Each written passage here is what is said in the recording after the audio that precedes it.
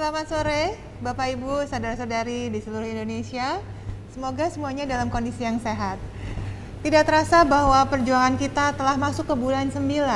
Saya pertama-tama akan mengucapkan terima kasih atas usaha, kerja keras, dan tentunya kesabaran baik masyarakat, tenaga kesehatan, relawan, dan seluruh aparat pemerintah pusat dan daerah. Bahkan para tentara dan polisi yang sudah berjuang dalam merespon tanggap darurat pandemi dan kemudian menjalani kehidupan baru dengan beradaptasi terhadap COVID-19. Meski kasus secara kumulatif masih bertambah, secara bersama kita telah mengukir beberapa prestasi. Misalnya, seperti tren penurunan kasus aktif yang sekarang di angka 50 ribuan. Bahkan, di bawah 60 ribu per hari dan tren kenaikan angka kesembuhan dari bulan ke bulan. Saat ini, penanganan COVID-19 di Indonesia sudah berada pada jalur yang tepat. Bukan pemerintah yang bilang, tapi ini temuan dari Ipsos yang menyatakan kalau orang Indonesia adalah ternyata orang yang paling optimis loh di Asia Tenggara. Masyarakat Indonesia percaya badai pasti berlalu. Temuan Nielsen yang menunjukkan banyak masyarakat mengikuti terus petunjuk dari pemerintah. Makin banyak yang menjadi lebih rajin memantau berita lewat televisi. Edelman Trust Barometer 2020 menunjukkan konsistensi kepercayaan masyarakat Indonesia terhadap bangsanya sendiri dalam bergerak maju menghadapi apapun, baik bencana alam, tantangan ekonomi, termasuk cara kita bersama melawan pandemi. Ya, kita memang harus percaya dengan upaya gotong royong dan kerja keras kita bersama. Kalau bukan kita yang saling percaya satu sama lain, siapa lagi?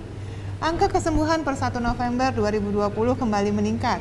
Recovery rate atau persentase tingkat sembuh dari seluruh total kasus mencapai 82,84%. Angka sembuh dan selesai isolasi COVID-19 meningkat dibandingkan 1 minggu ini sebelumnya, yaitu 80,51%.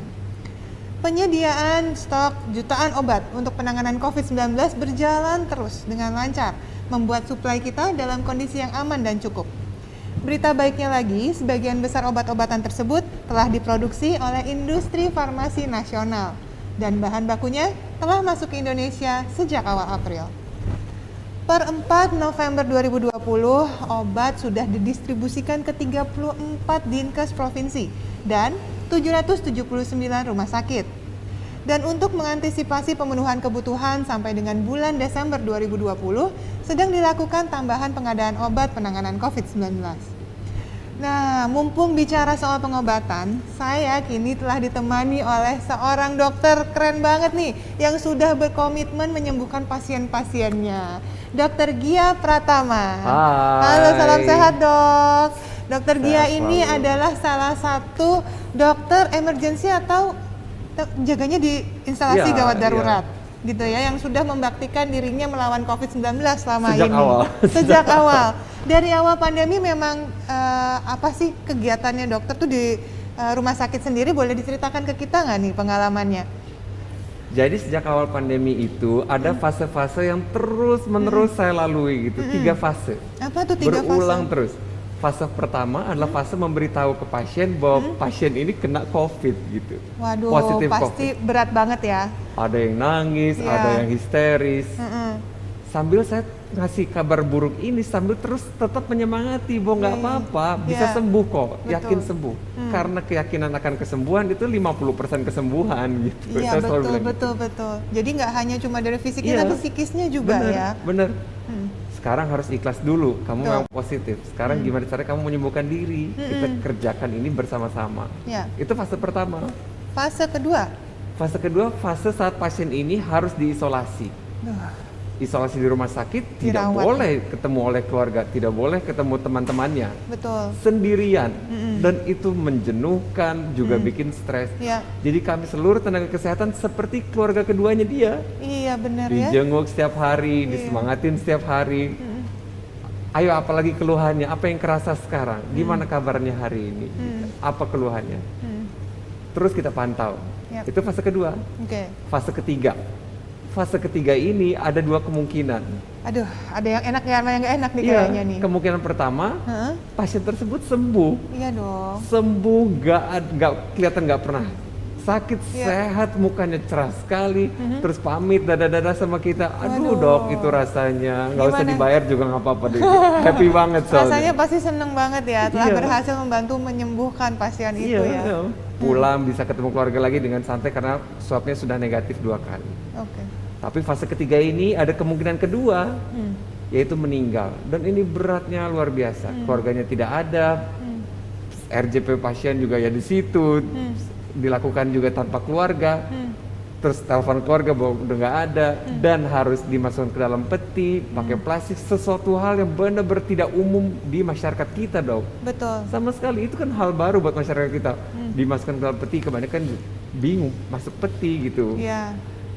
Nah terus sampai ngasih tahu bahwa ini harus di pemakaman khusus, dan itu kondisi yang berat. Ya. Jadi fase itu dok yang terus berulang gitu.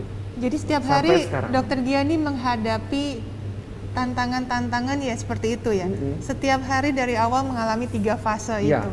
Apa pesan-pesan yang biasanya Dokter Gia sampaikan ke pasien di rumah sakit biasanya untuk menyemangati mereka? Iya, jadi saya bilang bahwa virus ini itu juga kalah sama daya tahan tubuh kita sendiri.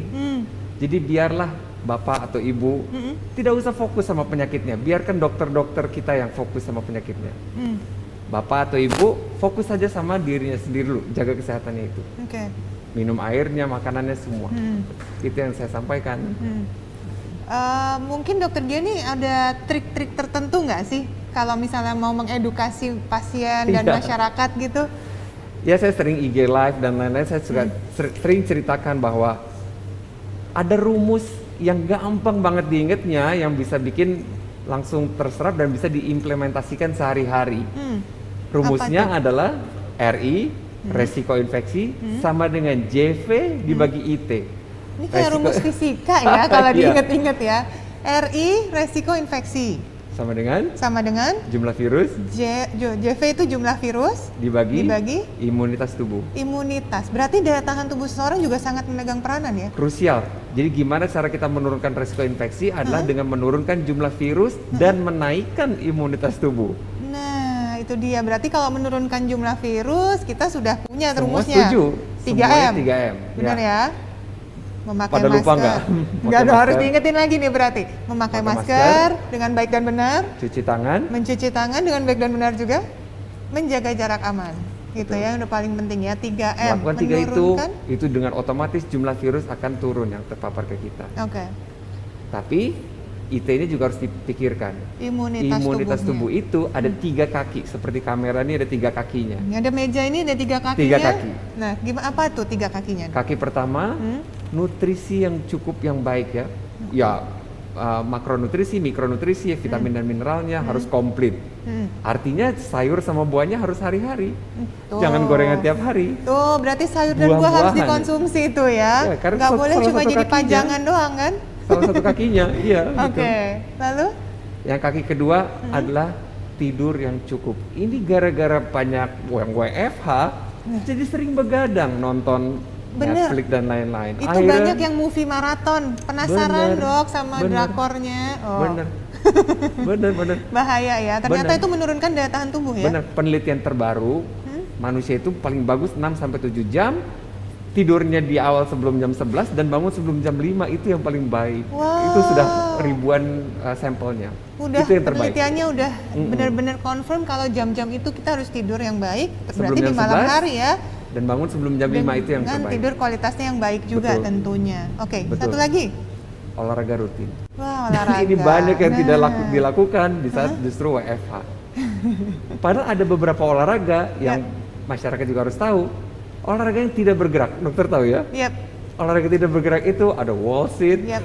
ada plank, banyak yang bisa dilakukan. Ngikutin Jadi jangan jadi kaum ini. rebahan aja gitu. Katanya kaum rebahan menyelamatkan bangsa. Bener. Tapi gimana dengan kesehatan dirinya dong ya? Rebahannya sambil plank. Nah, itu dia. Berarti sambil olahraga di rumah aja. Bener. Tentunya olahraganya di rumah aja lebih aman juga dong ya. Ya betul, betul lebih aman di rumah. Berapa lama dok harusnya olahraga yang disarankan nih? Dan biasanya di rumah sakit pasien juga diajak berolahraga sendiri nggak? Semua yang isolasi diwajibkan berolahraga. Oh iya? Iya, Gimana olahraganya berarti di ruangan masing-masing? iya dipantau kan. Wow. Push up apa semua gitu. Tetap ya. Hmm, Bisa harus. ngikutin sosial media lagi ya? Jadi harus harus keluar keringat dan paling bagus memang kena matahari pagi sih dok, tetap itu kita butuh vitamin D-nya walaupun kita supply semua pasien itu dengan vitamin D tablet, tapi tetap juaranya ya matahari sih. Ya, dan orang-orang juga biasanya kalau diisolasi kan bosen ya. Iya. Pengen lihat udara luar Betul. gitu ya, lingkungan sekitar, jadi harus berjemur juga tuh ya para betul. pasien ya. Betul. Wah dokter Gia kan tadi saya sempat mengatakan nih kalau pemerintah nih melalui Kementerian Kesehatan tuh kan sudah cukup serius nih menyembuhkan pasien COVID-19. Terus ngomongin soal obat-obatannya komplit. Nah itu dia ya, suplai obatnya cukup, tenaga Cukup. medisnya sampai wah banyak banget, ratusan ribu orang bahkan Siap sampai kok. 300 ribu orang loh yang telah bekerja di lebih dari 800 rumah sakit rujukan. Ya. Nah apalagi yang sebenarnya para dokter tuh perlu lakukan sih, karena kita kan pengen meningkatkan recovery rate nih. Kayak di Jepang kan recovery rate-nya udah lebih dari 90% tuh. Ya. Nah supaya kita begitu mungkin dokter Gia ada masukan? 92% di Jepang ya luar biasa. Dahsyat. Makanya aku pengen justru teman-teman atau masyarakat semua datang justru sebelum kondisinya belum parah, dok. Ya. Dan itu dia. kebanyakan waktu awal pandemi parno belum batuk dikit langsung kepikiran akhirat, kebanyakan pada pasien itu. Iya sih, bener. Awal-awal gitu. Aduh, iya, Tapi sekarang September, Oktober kondisi yang datang itu justru kondisi-kondisi yang sudah berat. Kan artinya untuk recovery jadi memberat dong, dok, bener nggak? Nah, itu Kalau dia. masih fase-fase awal dahak belum kental parah gitu, itu masih pakai obat-obat pengencer dahak juga nggak akan nyumbat ke paru-paru banyak, jadi nggak bronkopneumonia parah kan. Oke. Tapi kalau kondisi sekarang udah sesek-sesek baru datang ke IGD gitu. Itu mungkin karena pasien takut atau kurang edukasi atau gimana? Ada kemungkinan seperti itu. Ada kemungkinan takut didiagnosis, takut dijauhkan di sosialnya. Padahal justru krusial kalau datang bukan gejala berat gitu. Memang yang saya terima dari 100% pasienku hanya 5% yang kondisinya sangat-sangat berat sampai butuh ICU. Tapi 50% nih gejalanya sedang sampai berat. 50% awal itu gejalanya nggak ada atau bahkan cuma ringan sedang lah gitu. Nah ini jangan sampai kesini dulu gitu. Kalau bisa kedeteksi di sini kan bagus, itu recovery rate-nya akan cepat. Berarti tindakan prevention atau pengobatan sedini mungkin Deteksi itu justru yang awal, paling ya. penting, deteksi awal. Bagaimana masyarakat bisa membantu para tenaga medis untuk mendeteksi dini Ya. penyakitnya sendiri? Kalau udah Bagaimana mulai gitu? gejala-gejala ya batuk, yang mulai greges-greges, meriang, ya ada baiknya diperiksain. Berarti dengan keluhan sekecil apapun ya? Nggak mesti sih, maksudnya kondisinya Bisa ya mulai dikonsultasikan mungkin ya? bisa. Ya. Kan online udah banyak nih sekarang Nah, konsultasi online itu takut best. ke rumah sakit, konsultasi online dulu dengan telemedicine. Ayo periksa. Begitu ada muncul gejala yang mengganggu, langsung periksa ke Swab. rumah sakit. Benar, Bisa benar. dilakukan swab tentu ya, Iya, untuk penegakan swab. diagnosis. Sekarang swab cuma sehari 2 hari jadi kok. Iya. Makin cepet kok sekarang. Dan Aku makin juga- affordable juga kan, makin Bener, terjangkau. makin harganya makin turun. Di rumah sakit sendiri pengalaman swab gimana, Dok? Wah, hari-hari itu swab, dok. Sehari aku bisa 20 lebih swab, 20 iya? sampai 30 swab. Waktu bulan September 10 kali swab, 10-10-nya positif. Waduh. Termasuk salah satu yang di swab itu salah satunya dokter-dokter kita gitu. Dokter syarafnya positif, banyak yang kena juga. Karena tadi Dokter ya, macam-macam. jumlah virusnya juga tinggi ya di rumah sakit sebenarnya tempat dia bekerja. Ya. Bener. Itu Apalagi tadi. dokter-dokter yang bener-bener aerosol kan, kayak dokter anestesi, yang resiko tinggi itu dok. Resiko tinggi. Karena memang penularan COVID-19 ini kan berasal dari droplets ya, atau cairan yang ada di mulutnya dan di Bener. cairan dalam paru-parunya. Makanya kalau misalnya tindakan medisnya langsung berhubungan sama itu, tentu resiko tinggi pekerjaannya. Bener. Ya, kalau misalnya kita melihat kemampuan dari pengobatan, memang kan sekarang nih regimen pengobatannya sudah lengkap. Tadi dokter juga Ya, sempat ada bilang. obat antivirus juga komplit. Itu melihat kelengkapan regimen pengobatan yang ada di Indonesia sekarang dari pengalaman dokter di rumah sakit bagus Oke ya. banget. Jadi yang kita takutkan dari serangan infeksi virus adalah koinfeksi dari bakteri. Bakteri masuk, kita antibiotik komplit jajarannya, regimen antibiotiknya komplit. Untuk obat-obat pergejala, demam semua juga komplit. Obat pengencer darah juga komplit. Vitamin-vitamin juga komplit. Jadi ya secara jumlah saya nggak khawatir. Oke, berarti masyarakat juga sebenarnya jangan takut ya untuk segera memeriksakan diri dan juga pergi ke rumah sakit mendapatkan perawatan, pengobatan, karena ternyata pengobatannya juga sudah tersedia dan sangat membantu mengurangi kejangkitan penyakit ini yang begitu lama, mengurangi lama Benar, waktu penyakit benar. gitu ya. Oke, Dok, boleh nggak nih kasih pesan-pesan buat masyarakat semuanya? Apa sih sebenarnya taktik jitu-nya nih melewati pandemi supaya tetap aman tapi juga sehat? Jadi buat masyarakat yang mungkin masih percaya teori konspirasi ya nggak apa-apa. Tapi yang pasti harus tahu bahwa virus ini beneran ada. Virusnya ukurannya kecil sekali, hanya 100 nanometer. Itu kalau dokter tahu celah 1 mm itu bisa muat 10.000 virus masuk ke situ gitu. Saking kecilnya. Jadi virus ini nyata dan bisa dilihat pakai mikroskop elektron. Seringnya bergerombol. Jadi beneran ada. Jadi jangan takut, tapi jangan pernah meremehkan virus ini. Lakukan yang tadi kita bahas, pakai rumus itu, 3M-nya benar-benar dijalankan secara disiplin. Insya Allah walaupun makin susah kondisinya, kita bisa memenangkan pertarungan ini. Kita akan ketemu di masa depan kita yang cerah.